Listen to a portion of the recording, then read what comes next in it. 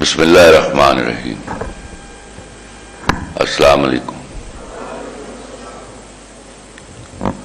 آج میں نے پہلی دفعہ سلمان غنی کو اس قدر غصے میں دیکھا اور اچھا لگا مجھے۔ میں نے سجاد میر صاحب کو بھی غصے میں دیکھا۔ یہ وہ دو لوگ ہیں جن کو سن کر میں اپنے غصے کو کم کرتا ہوں۔ اس کے باوجود میں سجاد میر صاحب سے معذرت کے ساتھ عرض کرتا ہوں کہ میں سر حرامی بچے کو حرامی بچہ کہتا ہوں۔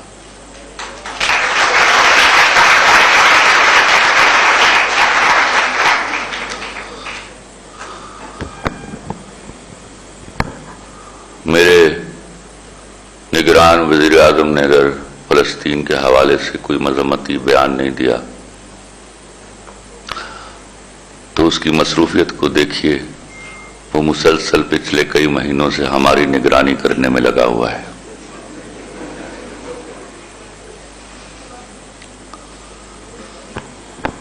آپ نے بڑی خوبصورت بات کرتے کرتے چابک دستی سے ایک لفظ بدلا اور میں تالی بجاتے بجاتے رہ گیا۔ آپ نے کہا اگر ہم عربوں کی حکومتیں نہیں بدل سکتے تو اپنی حکومت کو سمجھائیں۔ کہنا آپ یہ چاہ رہے تھے کہ اگر آپ عربوں کی حکومت نہیں بدل سکتے تو اپنی حکومت ہی بدل لیجیے، اور یہی صحیح لفظ ہے۔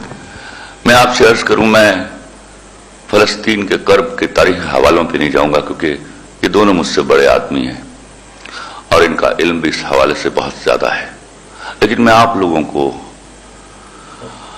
لوگوں سے پوچھنا چاہوں گا اور آپ لوگوں کو بتانا چاہوں گا، آپ لوگوں نے کبھی سوچا ہے کہ گنڈا کیسے بنتا ہے؟ گنڈا تب جنم لیتا ہے جب ہم اس سے ڈرنے لگتے ہیں۔ 75 سال جس میں ہم نے اسرائیلیوں کو گنڈا بنایا، وہ ہمارا خوف تھا، اس سے بھی اور اس کے ابا امریکہ سے بھی۔ ہمارے خوف نے ہمارے اندر کی وہ رمق پیدا کی ہے جو بجھنے کا نام نہیں لے رہی۔ مجھے اور آپ کو جب ان دلاسوں پر رکھا جائے گا کہ اگر خدا نہ خواستہ ہم نے منہ بھر کر امریکہ کے خلاف کوئی بات کر دی تو ہماری امداد روک لی جائے گی، تو جب آپ نے امدادوں پر زندگیاں گزارنی ہیں تو آپ کو نہ احتجاج کا حق ہے، نہ کسی کو دل میں برا کہنے کا حق ہے، نہ آپ کو کوئی برائی ہاتھ سے روکنے کا حق ہے۔ 76 سالوں سے آپ کب تک ایک بھکاری قوم کا روپ دھار کر دنیا کے سامنے کھڑے رہیں گے اور اپنے حقوق کی بات کریں گے؟ بھکاریوں کے کوئی حقوق نہیں ہوتے۔ ہم جو ہیومن رائٹس کی بات کرتے ہیں، کتنی رسپیکٹ دیتے ہیں بھکاریوں کو، ہمیں نہیں معلوم۔ کوئی دوسری تیسری بار مجھ جیسے باتیں کرنے والے کی گاڑی کا شیشہ بھی کھٹکھٹائے تو مجھے غصہ آ جاتا ہے، اور آپ تو مسلسل 76 سالوں سے ان کے شیشہ کھٹکھٹا رہے ہیں۔ آپ نے کبھی نہیں سوچا IMF کیا ہوتا ہے؟ اس میں جو فنڈ کریٹ ہوتا ہے اس میں کیسے منی پول کیا جاتا ہے، پیسہ پول کیا جاتا ہے، اس میں یہودیوں کا حصہ کتنا ہے؟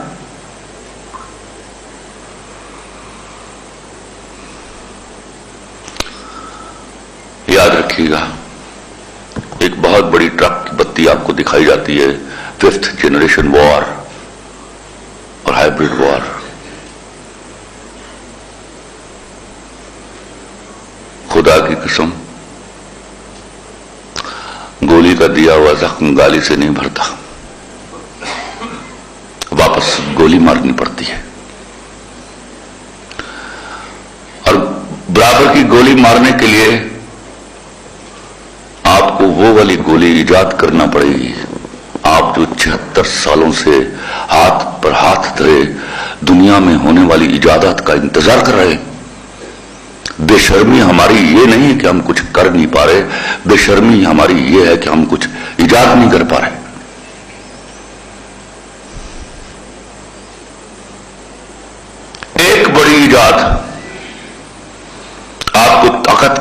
अदालत के उस पिटिशन पर खड़ा कर देती है जहां लोग आपके सामने एहतजाज करेंगे, आप लोगों के सामने एहतजाज नहीं करेंगे। लेकिन क्योंकि आपने फिक्की से अंग्रेजी सीखनी है, फिक्की से अंग्रेजी पढ़नी है, और आप आज मुझे बताइए सब के सब बैठ के और खड़े होकर यहां कि कितनी किताबें हैं जो आप अपने मुसन्निफीन की पढ़ते हैं यहां।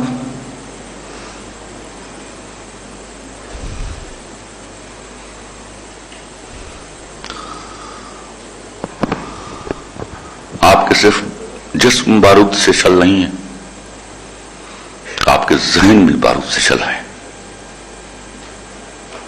वो एक ज़बानी बारूद है जो आपके दिमागों में घुसा और आपके रगो पे में सरायत कर गया।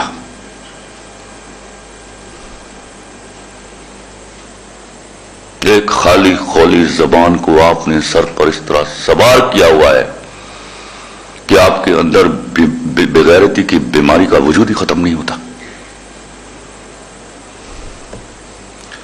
कौन सा आवाज है, कौन से मां बाप है जिन्होंने बच्चा पैदा हुआ हो और जब वो स्कूल भेजा हो तो ये चाहा हो कि वो साइंसदान बनेगा।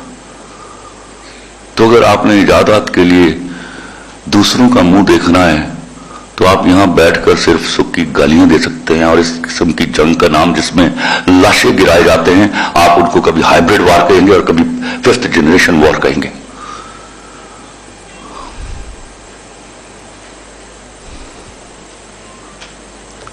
याद रखिएगा मेरी बात, मैं कब तक जीऊंगा, लेकिन एक बात आपको मेरे मरने के बाद भी याद आया करेगी। इजादात नहीं करेंगे तो इसी तरह दुम हिलाते रहेंगे उनके सामने, प्रोटेस्ट करते रहेंगे। और मुझे एक आयत, एक हदीस बता दीजिए जिसमें आपके नबी सल्लल्लाहु अलैहि वसल्लम ने आपको एहतजाज करने के लिए कहा हो। मेरे नबी ने तो आपसे कसास की बात की थी।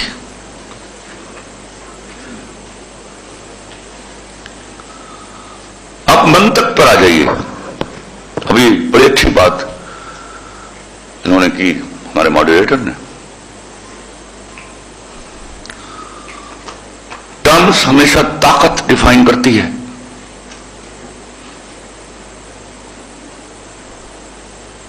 तो आपके लिए, फलस्तीन के लिए, कश्मीर के लिए राह निजात सिवाय ताकत के कुछ नहीं है। वरना आप इसी तरह दवाइयां भरते रहेंगे, आप इसी तरह इमदादों के कैंप भरते रहेंगे और वो वहां पहुंचाते रहेंगे। जख्म हमारे बदनों पर क्यों लगते हैं, शहादतें हमारी क्यों होती हैं? कोई हमारे सामने भी तो आके एहतजाज करे। आप उस लम्हे तक क्यों नहीं पहुंचते?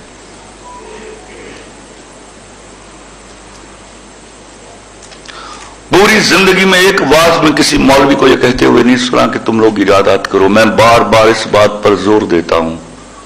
आज वहां बैठे हुए बड़े बड़े, रोज तुम लोग घंटों अपने सेल फोनों की कारकर्दगियों के बारे में बात करते हो। आपसे टेक्नोलॉजी छीन ले तो आप धरे के धरे रह जाते हैं, जैसे कहीं 4-5 हजार साल पहले की दुनिया में हो। ये औकात है हमारी, भिखारियों की यही औकात हुआ करती है।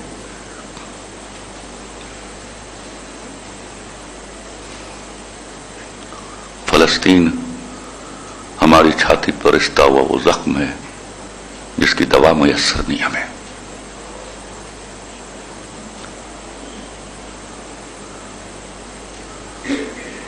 और मैं तो इस बात से डरता हूं कि आप उनसे लड़ने के लिए भी उन्हीं से असला खरीदते हैं, फिर आप जीतने का ख्वाब भी देखते हैं।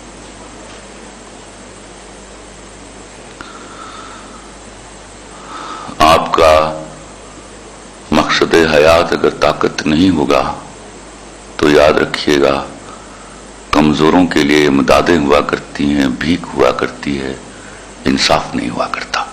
Thank you very much.